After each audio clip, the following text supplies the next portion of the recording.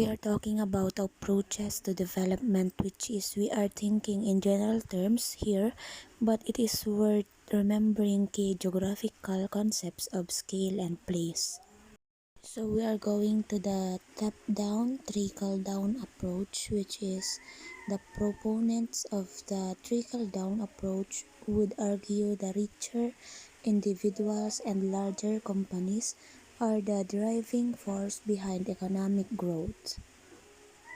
Then top-down is the approach tends to centralize decision making, and it is often linked to development through large-scale prestige projects. This is the image of the trickle-down and top-down approach.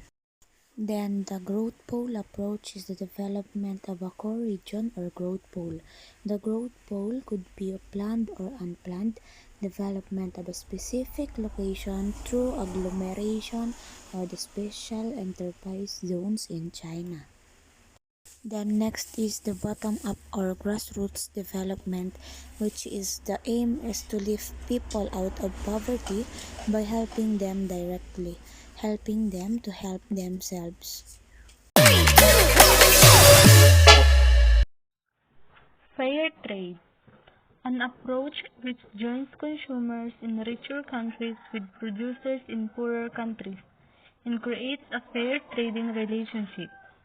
Started in the late 1980s, Max Havila R. The basic component is producers are paid a fair price for what they produce, but also there is a long-term trading agreement and rules relating worker conditions and environmental impact. Coffee and cocoa have been the main products with fair trade options available to consumers, but now there are a wide variety of fair trade products with increasing market share. The overall share of fair trade compared to traditional trade is tiny. Regional development focus on developing the peripheral regions of the country, attempting to reduce the regional disparities which develop from uneven development of the core and periphery, linked to attempting to reduce rural to urban migration, particularly to the primate city of the core. Often investments in improving infrastructure, particularly transport and communication to link the regions more with the core.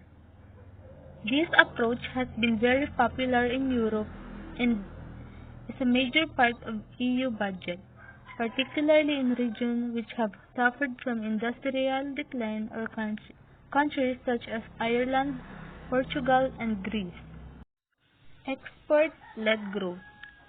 Economic growth through the production and export of products with the country has a comparative advantage of producing. Approach adopted by many East and Southeast Asian countries, particularly successful in Taiwan, where most of the enterprises were Taiwanese, not foreign-owned. There can be significant state involvement in the form of investment, subsidies, and protectionist measures.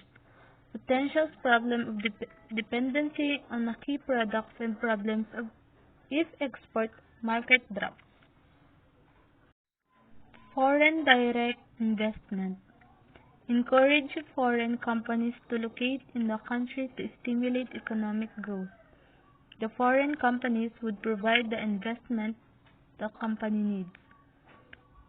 Policy encouraged by the World Bank, particularly significant in extractive industries such as mining and oil, where the initial costs are very high.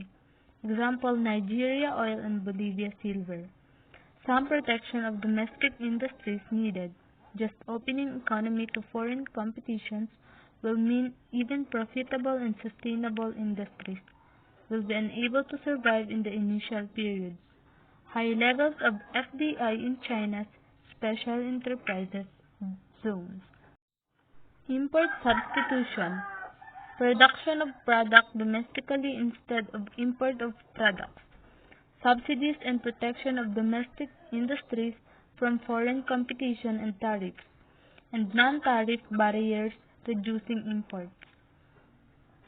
This approach was adopted by many Latin American countries, also USSR and Warsaw Pact countries had to adopt this approach because of isolation from the global economy.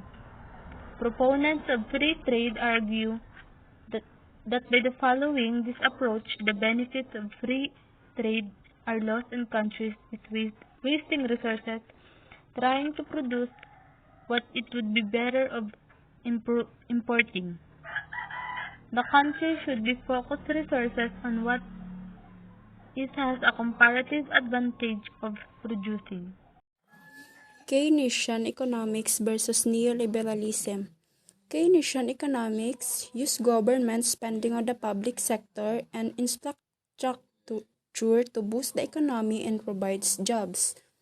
Neoliberalism reduce government spending and public sector of the economy, increase the role of private sector and market forces.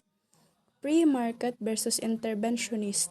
Pre-market viewpoint, spread effects will eventually benefit peripheral regions. Interventionist development and depressed regions need to stimulated by government investment. UN Millennium Development Goals. The Millennium Project was commissioned by the United Nations Secretary General in 2002 to develop a concrete action plan for the world to achieve the Millennium Government Goals by 2015 and to reverse the degrading poverty, hunger, and diseases affect billions of people. Goal 1. Eradicate extreme hunger and poverty. Goal 2. Achieve universal primary education. Goal 3. Promote gender equality and empower women. Goal 4. Reduce child mortality. Goal 5. Improve maternal health. Goal 6. Combat HIV and AIDS, malaria, and other diseases. Goal 7. Ensure environmental sustainability. Goal 8. Development, a global partnership for development. Thank you.